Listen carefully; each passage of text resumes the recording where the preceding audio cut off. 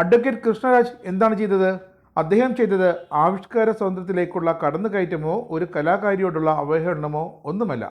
വളരെ അത്യാവശ്യമായിരുന്ന ഒന്ന് തന്നെയായിരുന്നു. ഈ കൊച്ചിനെ കാക്ക കൊത്തുന്ന എല്ലാ ലക്ഷണവുമുണ്ട് എന്നാണ് അദ്ദേഹം പറഞ്ഞത്. അതെ, നടിയും അവതാരകയുമായ മീനാക്ഷി കൊച്ചിനെ കാക്ക കൊത്തുമെന്നാണ് അഡ്വക്കേറ്റ് കൃഷ്ണരാജ് ഇപ്പോൾ തുറന്നു പറയുന്നത്. കാരണം പറയുന്നതൊക്കെ കൊച്ചുവായിലെ വലിയ വർത്തമാനങ്ങളാണ്. മതമതിലുകൾക്കപ്പുറമാണ് മതനിരപേക്ഷത എന്നൊക്കെ തരത്തിൽ മതനിരപേക്ഷതയെക്കുറിച്ചൊക്കെ കഴിഞ്ഞ ദിവസം മീനാക്ഷി കാണാപ്പാഠവും പഠിച്ചുകൊണ്ട് ഒരു പോസ്റ്റ് ഇട്ടത് ഏറെ വിവാദമായിരുന്നു. താരത്തിൻ്റെ ഈ നിലപാടിന് രൂക്ഷ വിമർശനങ്ങൾ സോഷ്യൽ മീഡിയയിൽ ഉയരുകയും ചെയ്തു. ഇതിന് പിന്നാലെയാണ് ഒരു വിവരമുള്ള അഭിഭാഷകൻ എന്ന നിലയ്ക്ക് മീനാക്ഷിക്ക് ഒരു കുഞ്ഞു ഉപദേശവുമായി അഡ്വക്കേറ്റ് കൃഷ്ണരാജ് എത്തിയിരിക്കുന്നത്. സൂക്ഷിച്ചാൽ ദുഃഖിക്കേണ്ട, ചെറിയ വായിൽ വലിയ വർത്തമാനം പറയുന്ന ഈ കൊച്ചിനെ മിക്കവാറും കാക്ക കൊത്തുന്ന എല്ലാ ലക്ഷണവുമുണ്ട് എന്നായിരുന്നു കൃഷ്ണരാജിൻ്റെ പോസ്റ്റ്. അല്ലാതെ അദ്ദേഹം ആ നടിയും അവതാരകയുമായ മീനാക്ഷിയെ മറ്റൊന്നും പറഞ്ഞില്ല.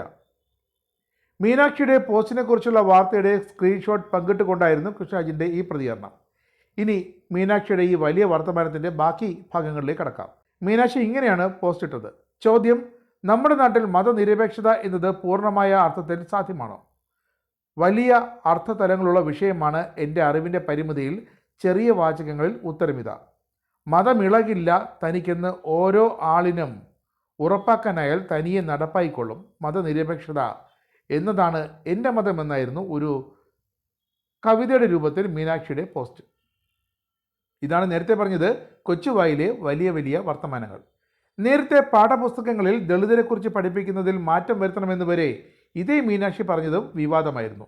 ജാതി പിരമിഡ് പഠിപ്പിക്കുന്നതിനൊപ്പം തന്നെ ദളിതരെ തൊട്ടുകൂടാത്തവരാക്കിയത് ആരാണെന്ന് കൂടി പഠിപ്പിക്കണമെന്നാണ് മീനാക്ഷി പറഞ്ഞത്. ഇതിൻ്റെയൊക്കെ അർത്ഥം കുഞ്ഞു മീനാക്ഷിക്കും അറിയാം എന്ന് മാത്രമായിരുന്നു അഡ്വക്കേറ്റ് കൃഷ്ണരാജും ഉദ്ദേശിച്ചത്. എന്തായാലും മീനാക്ഷിയെ കാക്കകുത്തുമെന്ന് പറഞ്ഞത് ഈ ചെറിയ വായിൽ വലിയ വർത്തമാനം പറയുന്നു എന്നതിൻ്റെ, അങ്ങനെ പാടില്ല എന്നതിൻ്റെ ഒരു സൂചന മാത്രമാണ്.